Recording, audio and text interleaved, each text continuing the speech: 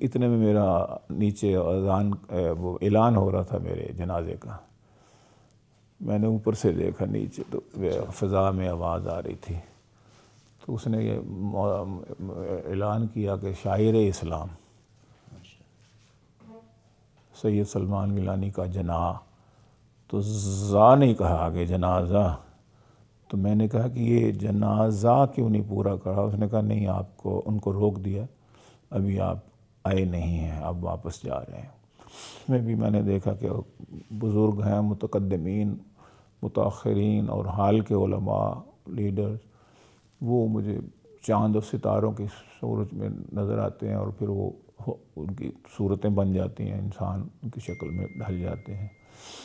اور مجھے نیچے سے اوپر میں دیکھتا ہوں تو ان سے پوچھا جاتا ہے مجھ سے کہ یہ کون ہے، یہ کون ہے، یہ کون ہے. میں زیادہ تر ختم نبوت کے حوالے سے ہی بات کرتا ہوں میں وہاں پر بھی، کہ ناموس رسالت کچھ اگر کا تحفظ نہیں ہے. جو حضرات آپ کو نظر آئے وہ بھی ختم نبوت کے حوالے زیادہ تر ختم نبوت کے حوالے سے. اور یعنی آپ اندازہ کیجئے کہ ذوالفقار علی بھٹو بھی مجھے ملایا گیا.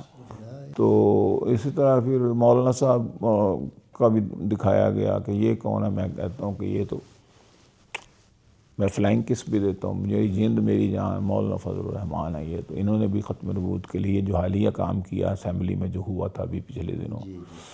اللہ اکبر. تو ذوالفقار علی بھٹو پر بھی لگاتے ہیں تو میں کہتا ہوں سبحان اللہ، یہ تو ختم نبوت کا مجاہد ہے، اس نے قادیانیوں کو غیر مسلم قرار دیا تھا. میں آئی لو ہم. بسم اللہ الرحمن الرحیم.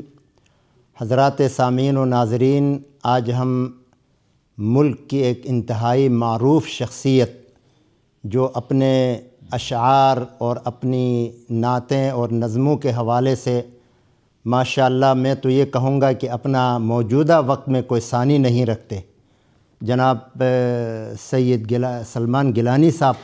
تو آج ان کے ساتھ بڑی میری دلی تمنا تھی جو آج پوری ہو گئی.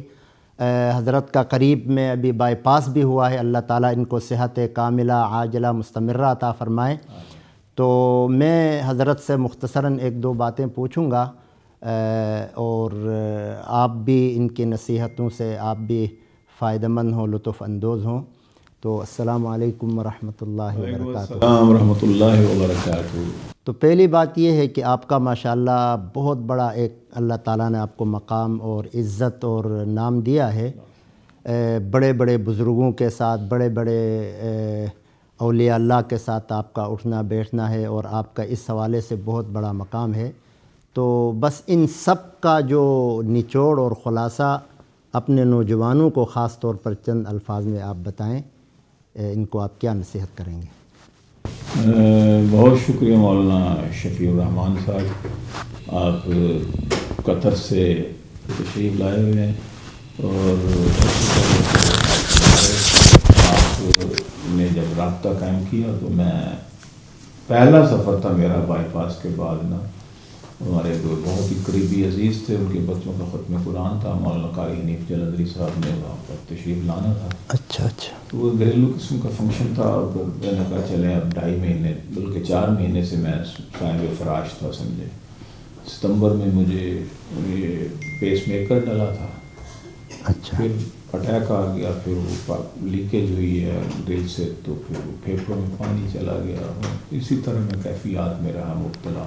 سلمک اللہ وعافاک. اس کے بعد پھر جب اینجیوگرافی کی تو پتہ چلا کہ شریانی بند ہے، چاروں کی چاروں والز میں وہ کیلشیم جمع ہوا. بس پھر وہ بائی پاس ہوا. بائی پاس میں بھی ہائی رسک کی بائی پاس تھا، کرنا چاہتے تھے، بند کرنا چاہتے تھے. آدھے کہہ رہے تھے کہ کروا لیں، آدھے کہتے تھے مت کروائیں، نہ کروانا زیادہ. بہرحال پھر استخارہ کیا، اللہ کے اوپر بات ڈال دی تو اللہ پاک نے پھر رہبری کی کہ بائی پاس کیا، ہو گیا. اور اس کے بعد کچھ ایسے خطرناک قسم کے موڑ آئے بعد میں کہ اوپر سے 2-3 دفعہ میں ہو بھی آیا، اور کئی چیزوں کے مشاہدے کروائے اللہ پاک نے مجھے. اور ہر دفعہ اللہ پاک نے مجھے کلمات تشکر بھی میں ادا کرتا ہوں اس کے، کہ ہر دفعہ کلمہ شہادت یعنی شہادتین کا مجھے ہر دفعہ وہ موقع ملا، نصیب ہوا، اور میرے ڈاکٹر نے جب مجھے انستھیزیا دیا، بے ہوش کیا، تو میں نے یہی پڑھا، اشہد ان لا الہ الا اللہ اشہد ان محمد عبدہ ورسولہ لا نبی بعد ولا رسول بعد ولا امت بعد امت محمد کہہ کے میں بے ہوش ہوا۔ پھر ڈاکٹر بتاتا ہے کہ آپ تھرو آؤٹ بے ہوشی میں یہی پڑھتے رہے، آپ کے دل سے آواز آتی ہے بے ہوشی میں بھی۔ تو پھر جب مجھے یہ حالات پیش آئے کہ میں دل بند ہو گیا، تو میں چلا گیا اوپر۔ یہاں دن نیچے تو 5 منٹ ہی تھے، لیکن اوپر کئی گھنٹے محسوس ہوئے کہ میں ہوں۔ تو میں اوپر تھا اور میں کہہ رہا تھا، اشہد ان لا الہ الا اللہ اشہد ان محمد عبدہ ورسولہ لا نبی بعد ولا رسول بعد ولا امت بعد امت محمد صلی اللہ علیہ وسلم۔ تو میں نے پوچھا کہ میں آ گیا ہوں؟ تو انہوں نے کہا کہ اتنے میں میرا نیچے اذان وہ اعلان ہو رہا تھا میرے جنازے کا۔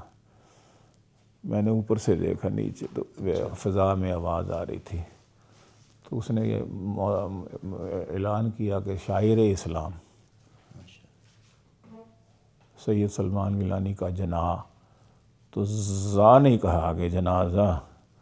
تو میں نے کہا کہ یہ جنازہ کیوں نہیں پورا کرا؟ اس نے کہا نہیں، آپ کو ان کو روک دیا، ابھی آپ آئے نہیں ہیں، آپ واپس جا رہے ہیں۔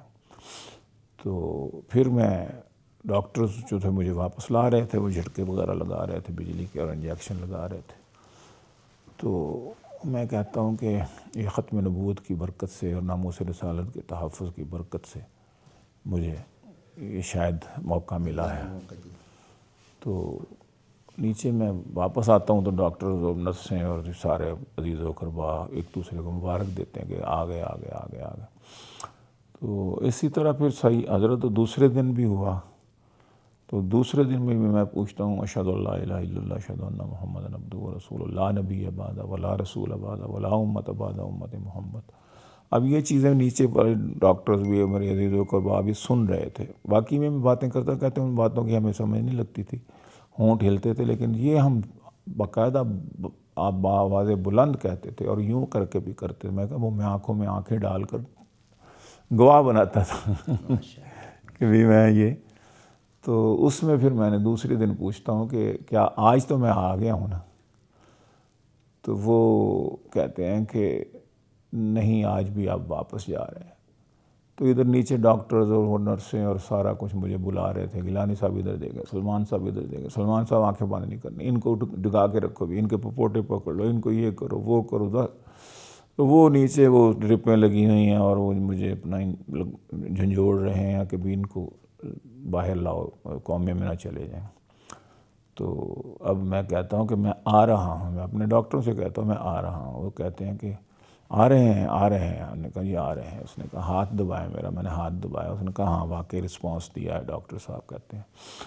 تو وہ کہتے ہیں کہ ان سے پوچھیں اوپر والوں سے کہ آج وہ ٹیکہ لگائیں کہ نہ لگائیں جو کل لگایا تھا، دل میں جو لگاتے ہیں ڈائریکٹ۔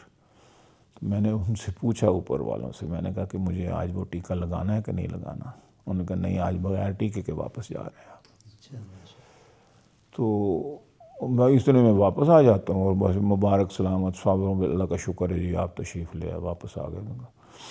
تو یہ کیفیات رہیں۔ پھر میں نے تیسرے دن بی پی ڈراپ ہو گیا، اس میں بھی میں نے دیکھا کہ بزرگ ہیں، متقدمین، متاخرین اور حال کے علماء، لیڈرز، وہ مجھے چاند و ستاروں کی صورت میں نظر آتے ہیں، اور پھر وہ ان کی صورتیں بن جاتی ہیں، انسان ان کی شکل میں ڈھل جاتے ہیں، اور مجھے نیچے سے اوپر میں دیکھتا ہوں تو ان سے پوچھا جاتا ہے مجھ سے کہ یہ کون ہے، یہ کون ہے، یہ کون ہے۔ میں زیادہ تر ختم نبوت کے حوالے سے ہی بات کرتا ہوں میں وہاں پر بھی کہ ناموس رسالت کچھ اگر کا تحفظ نہیں ہے۔ جو حضرات آپ کو نظر آئے وہ بھی ختم نبوت کے حوالے زیادہ تر ختم نبوت کے حوالے سے، اور یعنی آپ اندازہ کیجئے کہ ذوالفقار علی بھٹو بھی مجھے ملایا گیا، اور وہ مجھ سے پوچھتے تھے میں یہ کون ہے؟ میں کہتا تھا کہ اتنے لوگ ہیں، مجھے کیا پتہ آپ کس کا پوچھ رہے ہیں کہ یہ کون؟